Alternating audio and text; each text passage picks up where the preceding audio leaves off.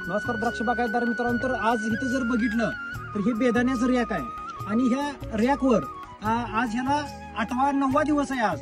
आणि 9व्या दिवसाला जर आता इथं जर बघितलं 8व्या दिवशी आहे तर हे पाडला तर हा माल सगळा पडतोय, काय राहिला नाही.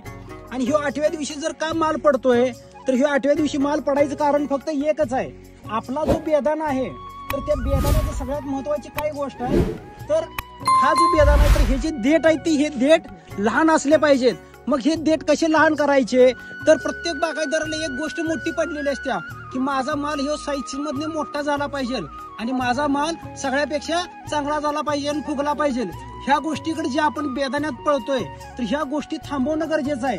अगदी माल ज्यावेळेला वाळतोय त्यावेळेला आपल्या साधारण केसासारखं ह्याचं देठ असलं पाहिजे. म्हणजे ह्यो काय होतोय 8व्या दिवशी 9व्या दिवशी आपला माल पडतोय, ह्यो माल टाकलाय. आता ह्याच्या बरोबर जर इथं बघितलं तर हे बागायतदारांनी तो आता आपल्या कन्सल्टन्सीतला प्लॉट आहे, ह्यो आता हे दुसरा प्लॉट आहे. इथं जर बघितलं तर आता ह्याचं देठ काय झाल्यात फुल्ल जाड आहेत आणि ह्याच्यात काय झालंय अजून माल हिरवागार द्राक्ष असल्यासारखं आहेत.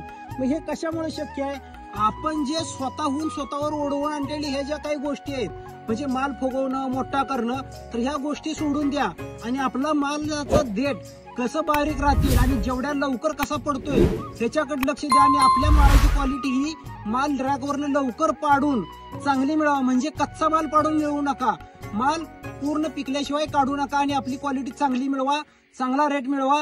ह्या वर्षी मालक कमी आहेत. धन्यवाद.